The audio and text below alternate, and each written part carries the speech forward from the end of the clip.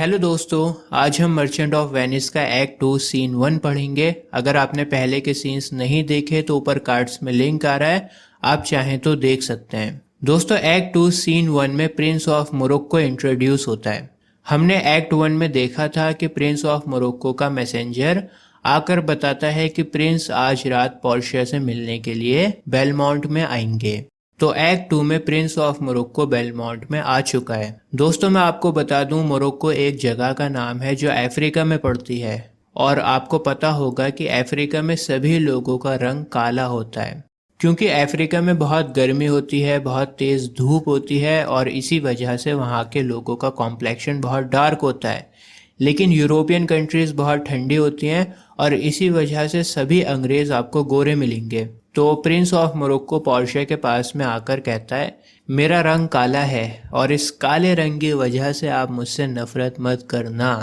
मेरा complexion dark इसलिए है क्योंकि मैं अफ्रीका में रहता हूँ और वहाँ पर धूप बहुत तेज़ होती है, इसी वजह से सब लोगों का कॉम्प्लेक्शन डार्क ही होता है वहाँ पर। आप अपने देश यूरोप के गोरे गोरे लोगों को हमसे लड़वाओ। जब हमारी लड़ाई होगी तब पता लगेगा कि किसके अंदर कितना दम है।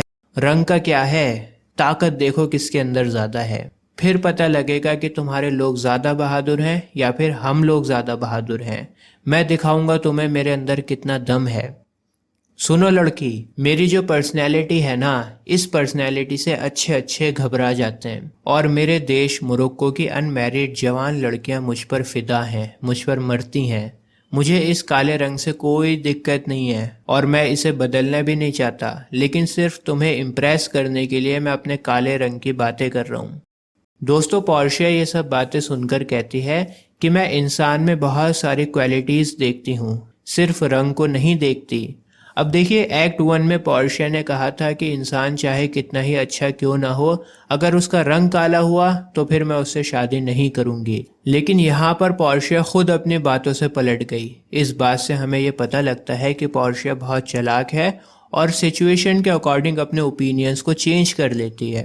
एक्ट 1 में कुछ और कह रही थी और एक्ट 2 में कह रही है कि रंग से कोई इतना फ़र्क नहीं पड़ता, मैं और भी बहुत सारी क्वालिटीज़ देखती हूँ। पोर्शिया आगे कहती है कि मेरी किस्मत तो लॉटरी पर डिपेंड है, मैं खुद कोई फ़ैसला नहीं ले सकती हूँ। मेरे फादर ने जो लॉटरी का कंपटीशन रखा है उसके अकॉर्डिंग जो कोई भी उस कंपटीशन को जीतेगा उसी से मैं शादी करूँगी। तो मेरी पसंद या नापसंद कोई मायने नहीं रखती है। तुम अपने काले रंग को इतना बुरा भला मत कहो, तुम्हारे पास भी मुझसे शादी करने के लिए उतने ही चांस हैं, उतनी ही अपॉर्चुनिटीज़ हैं जितने गोरे लोगों के पास में हैं। मतलब जो कंपटीशन जीतेगा वही मुझसे शादी करेगा। तो यहाँ पर रंग मैटर तो करता ही नहीं है।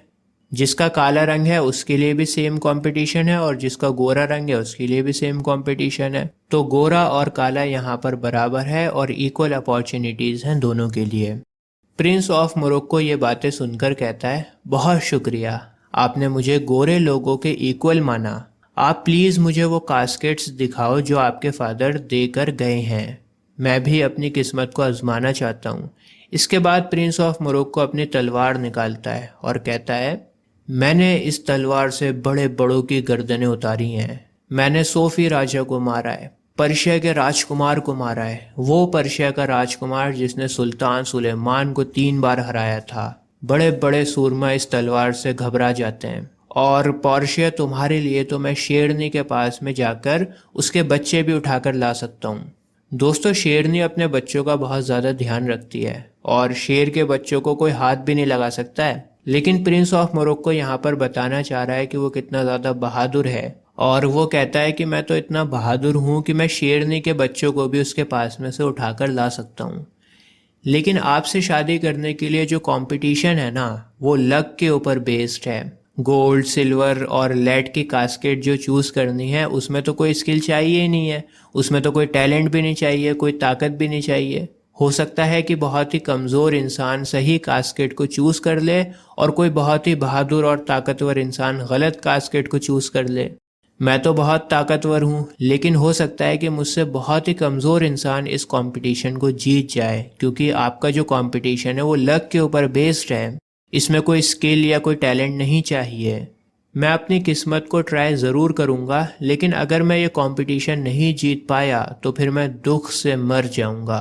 मतलब कहना चाह रहे हैं कि उन्हें बहुत ज़्यादा दुख होगा अगर वो हार गए तो।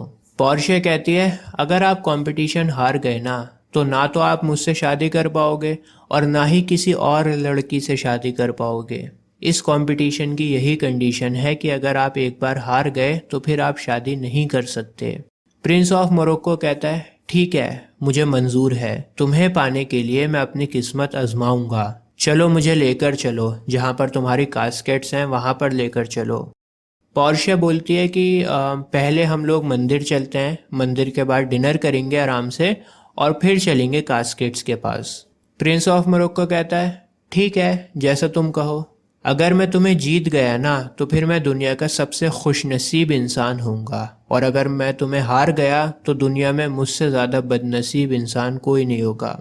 तो इस तरह से मोरक्को अपनी फीलिंग्स को बता रहा है कि वो पोर्शिया को कितना चाहता है, कितना उसके अंदर तड़प है उसको पाने की। और इसी तरह से एक्ट 2 सीन 1 में प्रिंस ऑफ मोरक्को इंट्रोड्यूस होता है और ये सीन यहीं पर ख़त्म हो जाता है। दोस्तों, अगर आप आगे के सीन्स को देखना चाहते हो, आगे की कहानी को देखना चाहते हो, तो अभी आपकी स्क्रीन पर एक प्लेलिस्ट आ रही होगी। इस प्लेलिस्ट पर क्लिक कर कर आपको पूरा ड्रामा मिल जाएगा। आज के लिए बस इतना ही। जय हिंद।